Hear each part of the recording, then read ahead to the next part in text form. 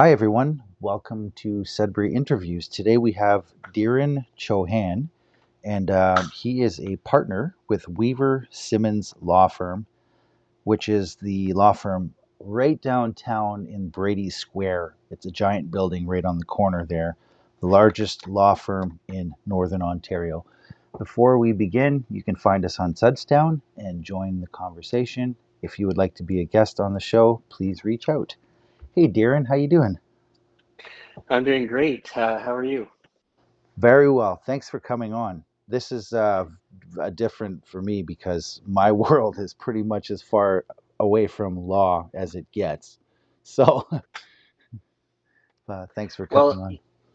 my pleasure. I think most lawyers take pride, or most people take pride in staying as far away from lawyers as possible. So I don't think that you're the only one that feels that way. But uh, the colloquial lawyer jokes and the people who make fun of us. But I always say, in my response to that is, um, you know, you don't need us until you need us, and when you need us, you really need us. And so, for every lawyer joke out there, there's a lawyer that is there to also help you when you're at your worst, so to speak. Yeah, absolutely. So, tell us about your. I have total respect, by the way. I just meant it in the sense where I grew up, with music, singing, playing guitar, and not, in the legal sense of it.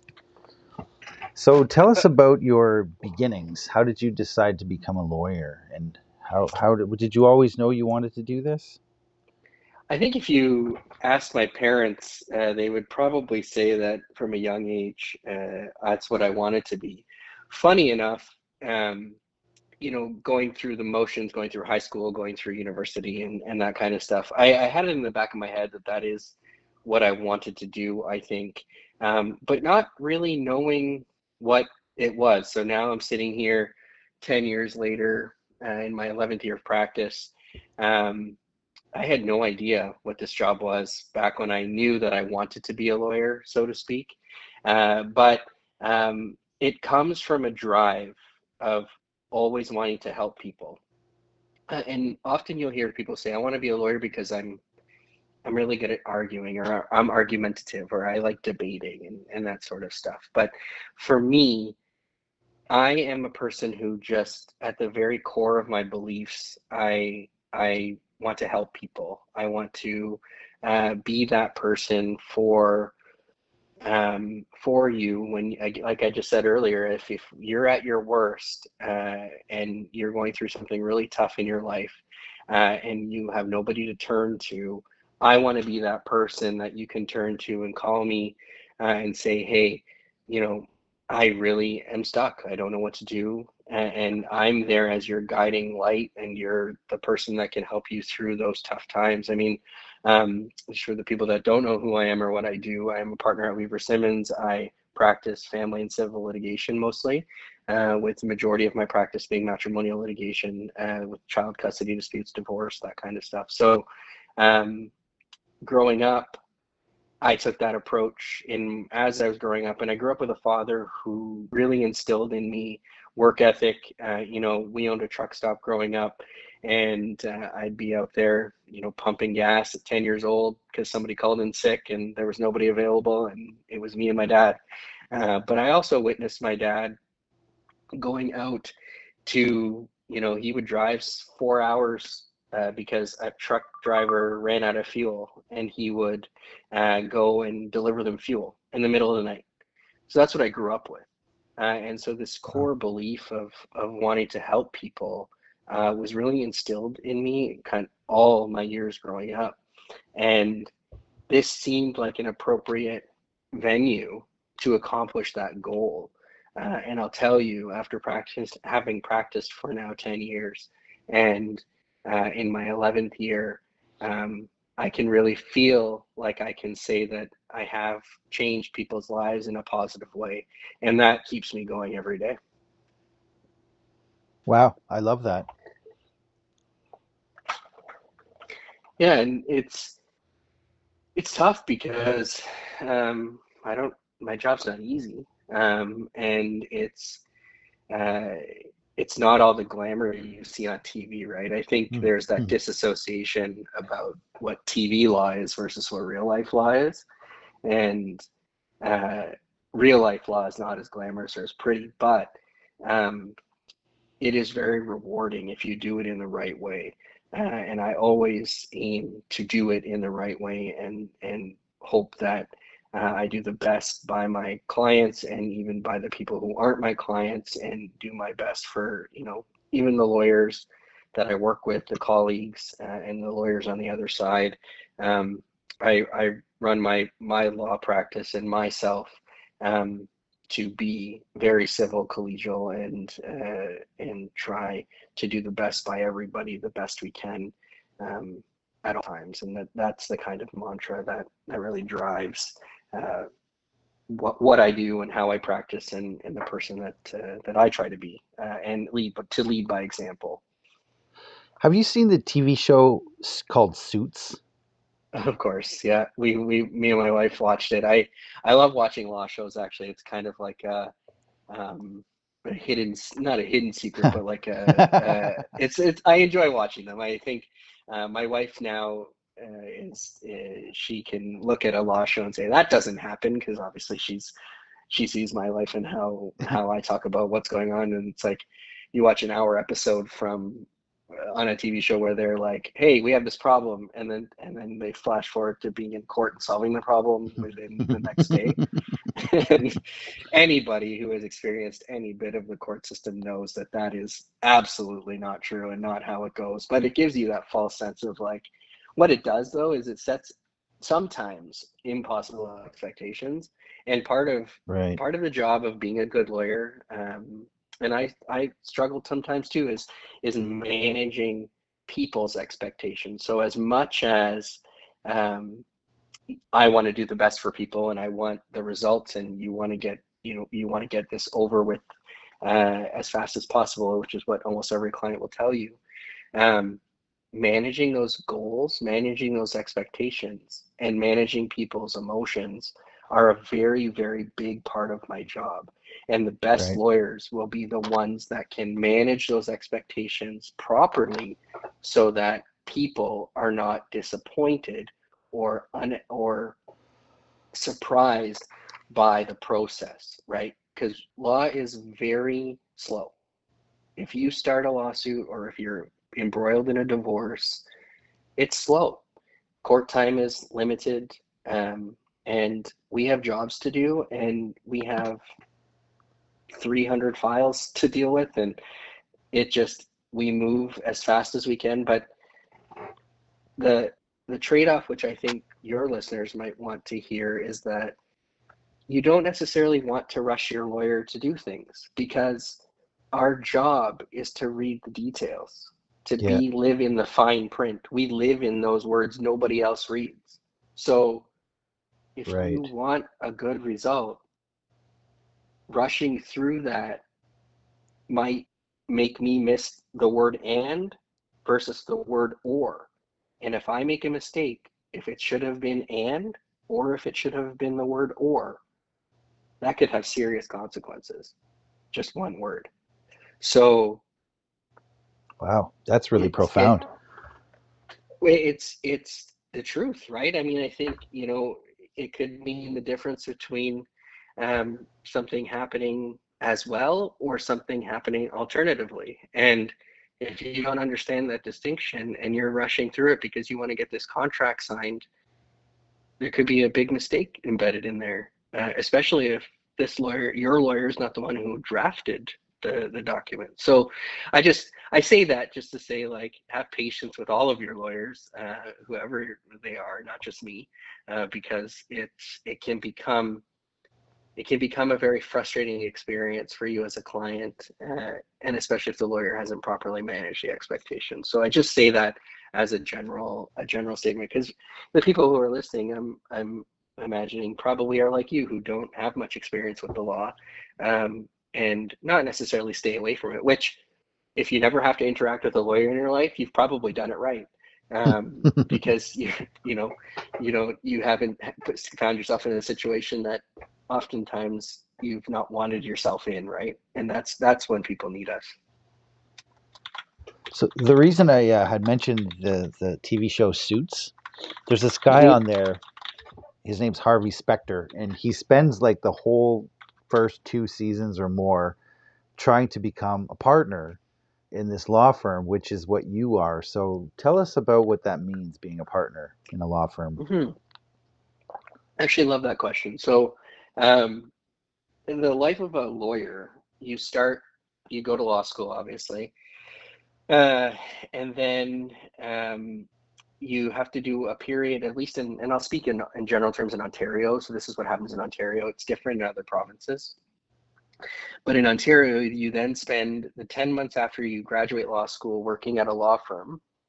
And that period is called your articling period as a student. So you work at a law firm, you're paid, it's a paid position, and it's your placement. So that's where you're supposed to learn enough skills to then go out there and practice a little bit of law, and you build your skills as then when you're hired as in your first year after you finish your student placement, uh, to be called what's an associate.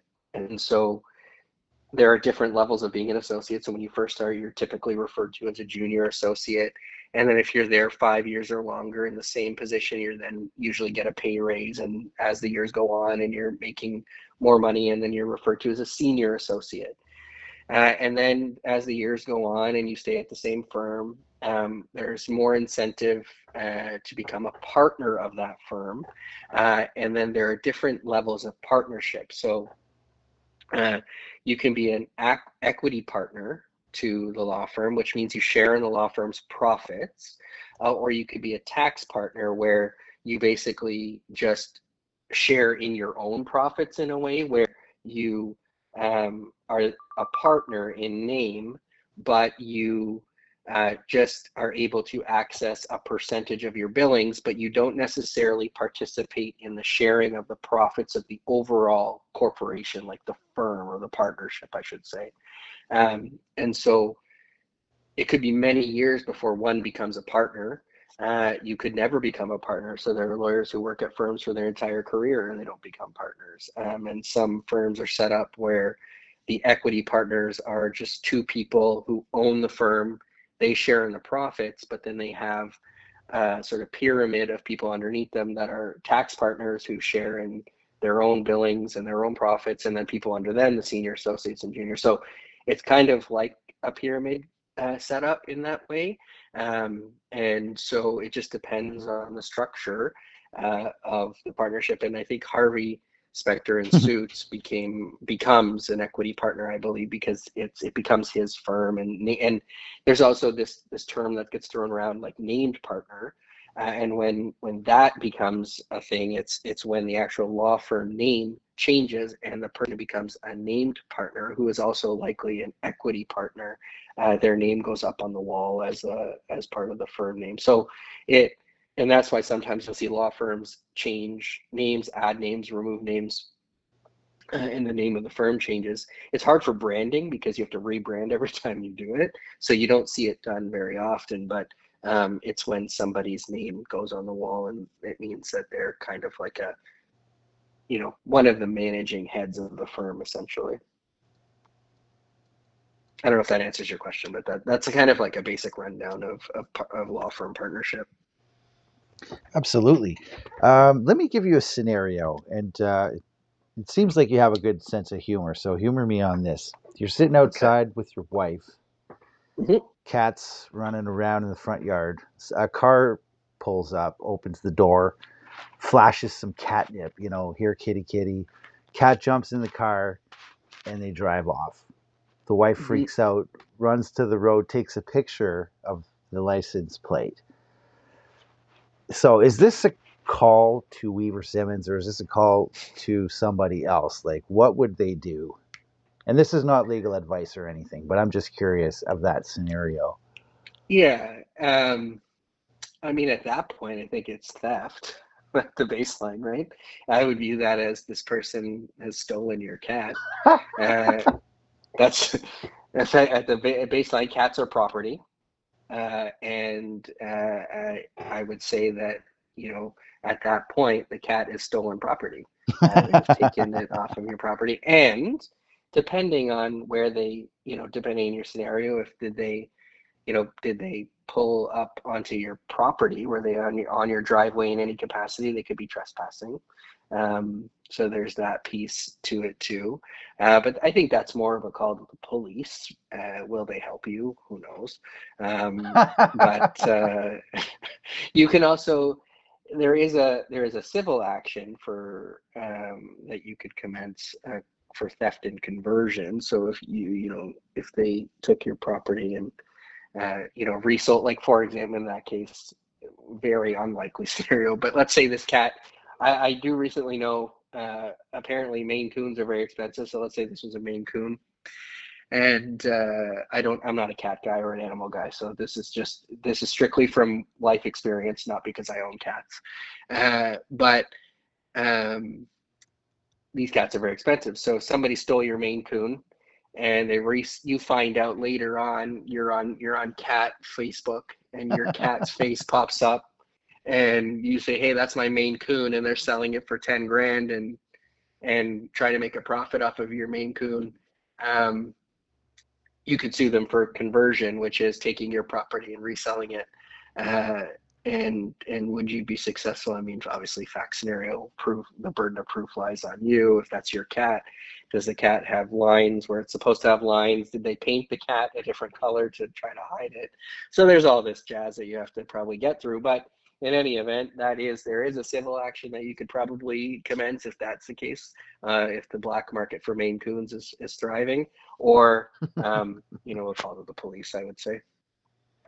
So I'm just looking at your website here, and Yeah, you have a podcast of your own, Off the Cuff by I Weaver Simmons. I do. So when you contacted me for an interview, it's again, number one, I do public speaking for a living, so I love this stuff. So I'm really happy to have been invited to speak on somebody else's show. But you're right, I do have my own podcast through the firm. I started it with an associate of mine who's moved on to I would say probably greener pastures for for better lack of a better word, but. So now I just do it by myself. But yeah, we cover a wide variety of topics. Right now, I'm in the middle of releasing a series that helps people represent themselves in family law cases, because, of course, I do family law, and I see the downfalls and the pitfalls and the mistakes people make. So Hmm. and this goes back to my core belief that we started this show with, is that I want to help people, and I'm not doing it for a profit. To be very clear, my podcast makes me no money. I don't advertise or get paid advertisements or do anything. I do it because it's an organic way to give back to the community that I live in, to help people get through the toughest times of their lives who can't afford to hire me. And I Right. do that because I want to. Nobody's forcing me to do it. And it's done honestly out of the sort of the bottom of my heart, to just give back, because I'm very privileged to sit in the chair I sit in. And it's my duty to give back to the people who got me here in the first place, is how I feel. That is beautiful. That's wow. So, Dhiren, the next question I'd like to ask you is what I call the daily segment, and that's an odd name, but here it is. It's a question that I ask every guest that comes on. What is one thing that you feel would make Sudbury greater? So I'm not from Sudbury. I grew up in North Bay most of my life. I was born in Thunder Bay. So for those who don't, of course, if you don't know who I am, I'm Northern Ontario through and through. Born and raised in Northern Ontario, and it's another reason why I came back. I went to school in New Brunswick, but I chose to come back to Northern Ontario because this is home. And I didn't grow up in Sudbury, but having lived here since 2014, so I've been here long enough, and I've been in and out of Sudbury since 2012, because I did remember I talked about the student placements. So I actually did all my student placements at this firm too. And so I've been at this law firm since late 2011, early 2012. And so I've been in Sudbury since early 2012. early 2012, basically, in and out, and then full time since 2014. And uh, I really really love this city. My wife and I talk about, if it wasn't we weren't living here, where would we live? We actually couldn't come up with an answer because everything felt like a lateral move, and the network and the community that I've been able to create here has just been something I would have never dreamed of. Um, what I think would make Sudbury a greater or a better place to live, I would say that it has Sudbury has pockets of a sense of community, but I think that the city could do better in terms of really making it a community. So, having grown up in North Bay has really done this wonderful project at their waterfront and revitalized their downtown, and has put a lot of resources into making their waterfront downtown place a place to be.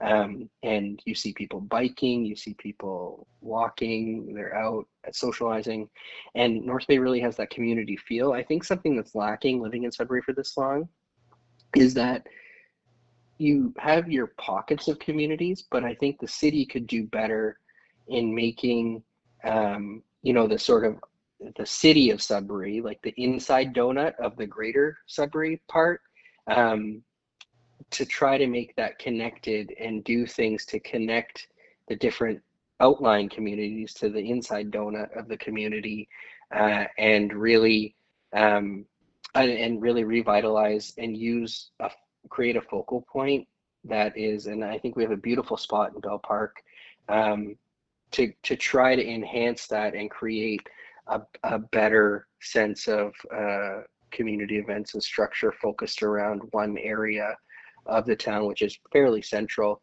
Um, and that's something that I think would really help the city to sort of move away from from the downtown core, because the downtown core has such a bad rap now.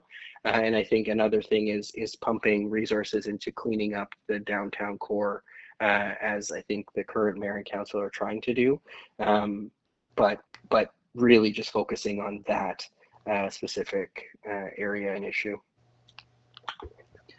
How do you manage stress and the stress of the clients? They're probably in distress when they come and see you, most of them, because they have a problem. But how do you manage stress? So I obviously it's the first time we're speaking and you don't really know who I am, but I'm very calm. I don't know if you get that impression just by talking to me, but I'm pretty calm. Nothing really gets a rise out of me. I don't, my emotions don't swing like a roller coaster by any stretch. So my clients are stressed out, and I view their problems as my job to fix. And so to manage that stress, uh, I really just focus on the tasks at hand for me. And I don't view it as I don't know. It's a very unique thing because they're stressed out, their problems are stressful. They're looking to me for solutions, which can be stressful at times. But I'm at the stage of my career now where I feel like I have most of the abilities to answer their questions and keep them calm. And by keeping them calm, because they see me as the calm one. So in turn, they calm down and we can work through it. Um, I have 3 kids and a wife, which is stressful on its own. But what keeps my cup full is knowing, as I said at the start, changing people's lives for the better keeps my stress levels low. If I can say to myself at the end of the day, I've helped somebody today, I feel better about my day and I can keep going. It's what keeps me going, and that's what keeps the cup full. And that's how I manage the stress when my cup is full. Um, Doing those things and leading active an active social life outside of the office. I curl regularly in the winter. I enjoy obviously I enjoy golfing, which I don't get out to do too much, but it's another stress reliever. Um, but spending time, with the family in off times and making making sure that I'm healthy and taken care of, which is also very good. And I was telling you before we started recording, one of the best ways I manage stress, and I'll give a plug, a shout out to my man Gord Apolloni at Top Glove. I joined the club last April, and it was the best thing I've ever done. The workout at the boxing ring is something you can't explain, and there's nothing better at the end of the day than going and punching a bag and working your butt off and just letting it all out. So that would be something I would really recommend people to do. Um, Been really great for me, really really great. Do you guys have the whole building there on the corner? That giant building is all a law firm? No, so we have half of the third floor, but we do have the full fourth and the full fifth floor. It's a very big building. We employ about 100. There's about 100 people in that building Wow. that we have working there at any given time, which you would not really know. We have about 32, anywhere between 30 to 35 lawyers, given retirements and new lawyers being hired on. And I'll just plug out for the firm here is we're the largest firm in Northern Ontario, probably the largest firm all the way up to and including like up to Winnipeg, basically west, Wow. and as far south as obviously Barrie. There's some firms that are similar size and a bit bigger than us. And then, where it's us, and in Sudbury here, I think the next largest firm might have, depending on their new associate hires, 8 to 10 lawyers, and we're at about 30 plus. So we definitely have a good presence, and we are looking forward to just being a pillar of the community. We've been a law firm in Sudbury for over 90 years, and we look forward to celebrating that 100 years at some point soon. And yeah, we try to keep going and keep positive and keep growing. So there's definitely not a shortage of work there. No, uh, Probably the opposite of that. it's kind of the opposite. I always say I'll never be out of a job, and I don't say that facetiously or to say that there are too many problems out there. I just say that because um, there's not enough of us. There's too much work, and people need us, and yeah, it is what it is. It's busy and it's great. It's a really good industry to be in if you're working in it, because it's our demand is actually it's I would say our demand is inelastic, which means, for those of you who don't know what that means, is that recessions or booms don't change our needs. People always need lawyers, and actually in a recession our demand goes up, which is the inverse of what you would think. Wow. Sudbury interviews, everyone. Dhiren, I want to thank you sincerely for coming on and your expertise and your caring nature because, Sudbury needs more people like you. It's a beautiful thing. Well, I want to thank you for inviting me on, and I'll just give another shout out. So, Off the Cuff by Weaver Simmons is my podcast. We're on Apple, YouTube, and Spotify. So come check us out. I've obviously subscribed to our friend here on this show, and yeah, keep it going, Danny. And I'm thrilled to having been asked to be on your show. Thanks very much. Have a great night. Yes, you too.